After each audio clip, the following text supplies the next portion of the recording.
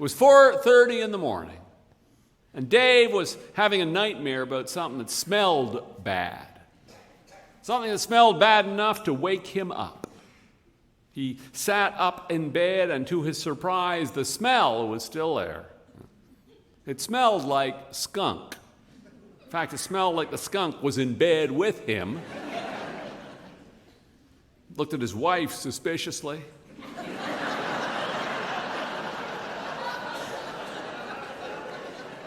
Then he got out of bed and he walked around the house, checked the doors and the windows. They were all closed.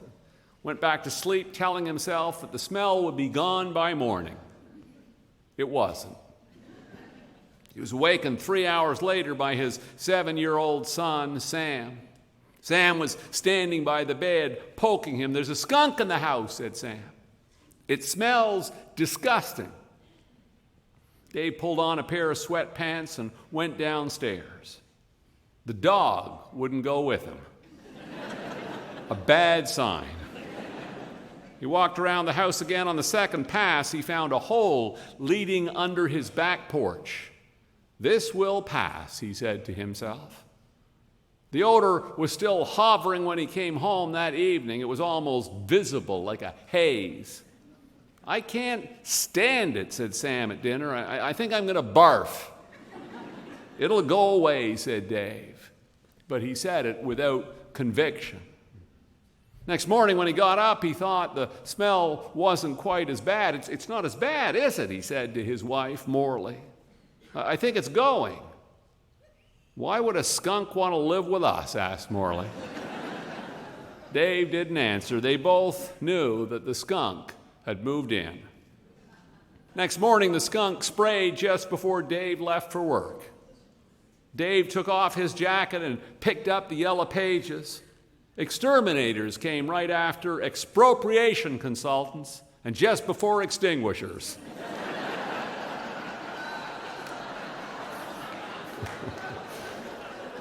First two companies he spoke to offered reassurance but no action. "Skunks eat mice and rats," said the man. Why would you want to get rid of it?" "They're afraid of owls," said the woman at the second company. "Buy one of those plastic owls. It'll be gone in no time. It works, really." Dave had to take the plastic owl down on Thursday. It was attracting seagulls.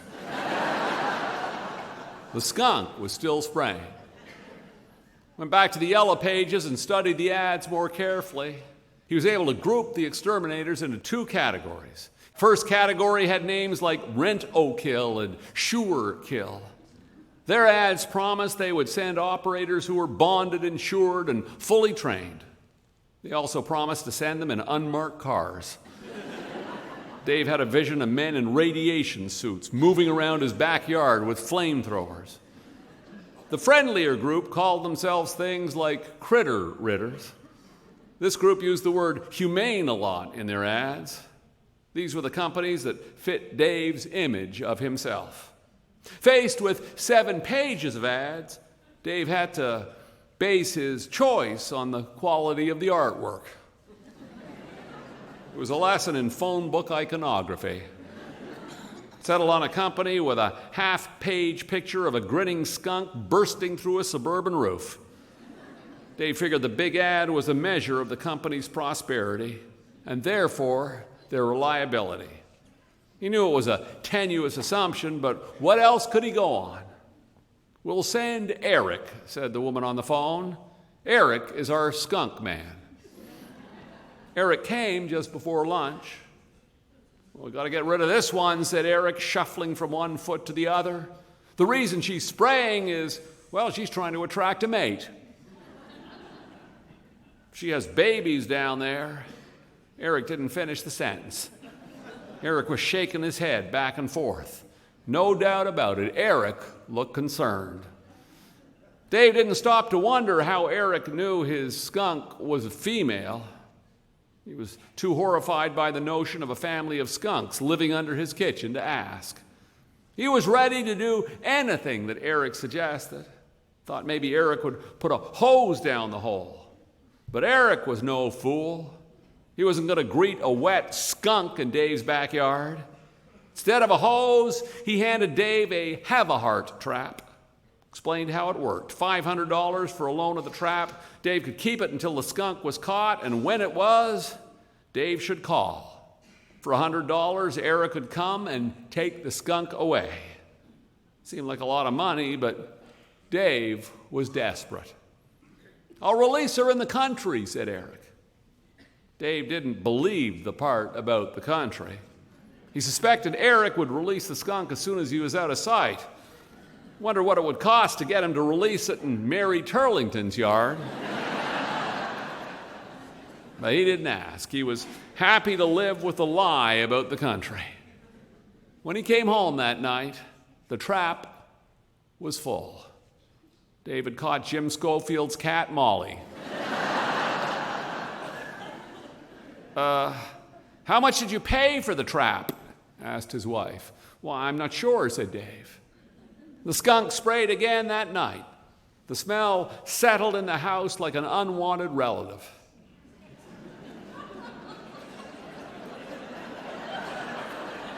Tuesday, Dave came home and found he had caught a squirrel. While he was standing there in his yard looking at the caged squirrel, Morley phoned Eric. "No problem," said Eric. "I'll come over and pick her up. I'll release her in the country." $100. Morley said Dave would release the squirrel. "He wanted $100, said Morley. "Did you know that? You were here when he came, right?" These were more statements of fact than questions. "You let him do this?"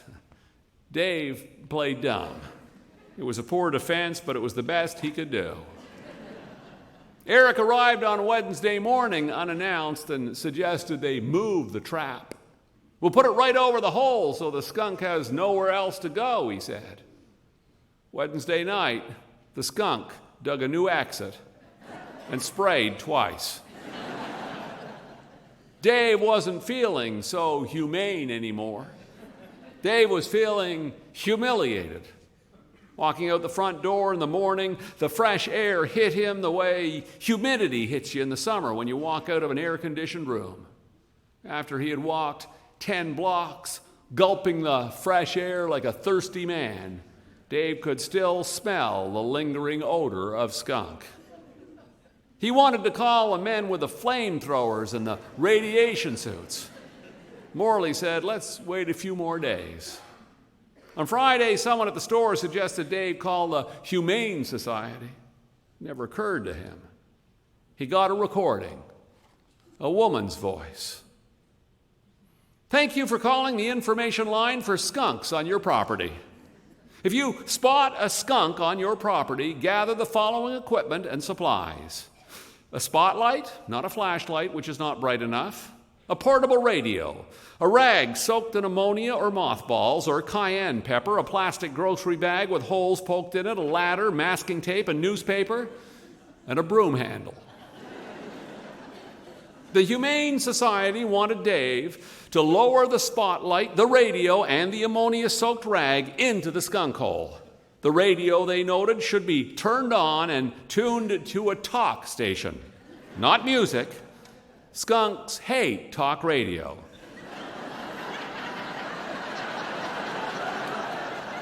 CBC, thought Dave.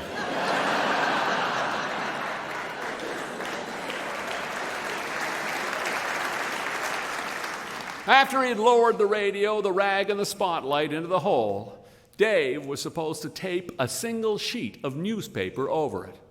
If the skunk wanted in or out, she could break through the paper.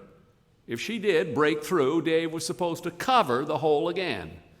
If 48 hours passed without the paper ripping, he could assume the skunk had gone. Then he was supposed to deodorize the hole, fill it in, and seal it. The Humane Society didn't explain how to deodorize a skunk hole. Dave bought the supplies before he got home. His attack seemed to incite the skunk to new levels of olfactory offense. For 3 mornings, he carefully replaced the newspaper that the skunk had indignantly broken through. "What if she's a slow learner?" he asked his wife that night. "What if it's a developmentally delayed skunk?" On the fourth morning, the paper was intact, but the odor hanging in the kitchen was just as noxious. At supper, Dave found the skunk had dug a new back door, and the milk of human kindness left him. If he could have got his hands on the skunk, he would have skinned her and nailed the pelt to his front porch. And so Dave pulled up the radio and changed the station. This time, on Morley's advice, he tuned it to the all-sports channel.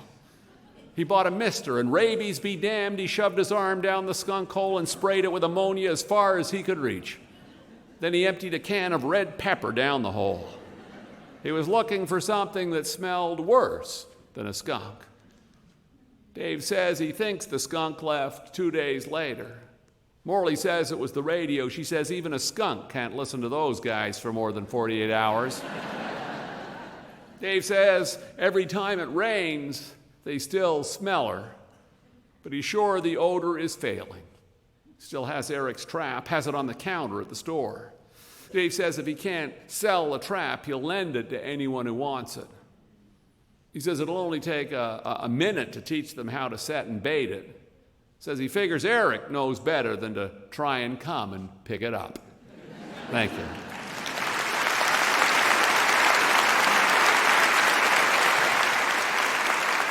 Thank you.